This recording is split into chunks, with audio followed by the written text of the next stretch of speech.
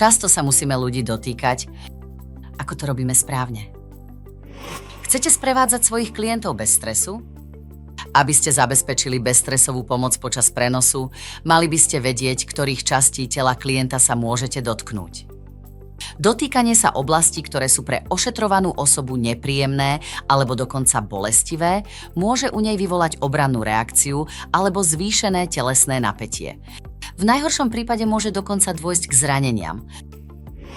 Ktorých častí tela by ste sa počas prenosu nemali dotýkať? Dravé mačky zabíjajú svoju korisť uhryznutím do krku. Tento strach je v nás evolučne zakotvený. Nechytajte sa za krk. Brucho, pás, prsné tkanivo a oblasť pohlavných orgánov sú citlivé na tlak. Nedotýkajte sa kĺbov. Zvážte ďalšie oblasti tela, ktoré sú citlivé na dotyk. Mnohí ľudia, ktorí potrebujú starostlivosť, sú precitlivení. Postihnuté osoby pociťujú bolesť v určitých oblastiach kože, vo svaloch alebo v kĺboch, aj keď nie je možné lekársky diagnostikovať žiadne ochorenie.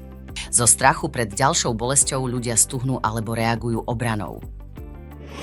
Ktorých častí tela sa možno počas prenosu dotýkať? Dotyk kostí, ktoré sú menej citlivé na dotyk, ako sú lopatka, krížová kosť, hrudná kosť, bedrové kosti, stehenné kosti a kosti dolných končatín, podporuje pohyby. Stres pri vstávaní zo stoličky?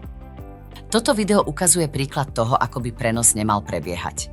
Tu siahame pod pazuchyt J do oblasti kĺbov. Na jednej strane by mohlo dôjsť k ich poškodeniu. Na druhej strane siahanie do kĺbov bráni prirodzenej postupnosti pohybu. Tento klient preto nemôže aktívne pracovať. Presun je náročný. Vstávanie zo stoličky bez stresu. Toto video ukazuje príklad, ako možno dosiahnuť prenos bez stresu.